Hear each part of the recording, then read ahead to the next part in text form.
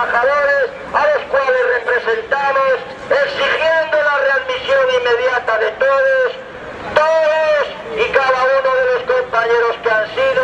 injustamente, arbitrariamente despedidos por esta banda mafiosa, esta banda criminal que bajo el eufemismo de Eroski, empresarios de Eroski,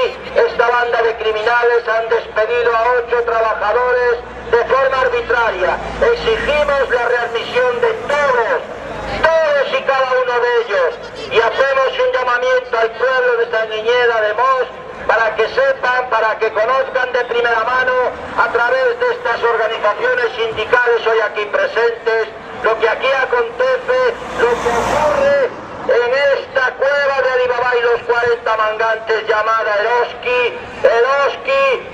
de Verdacentes, donde hay a día de hoy 8 compañeros despedidos. Adelante, compañeros, despedidos.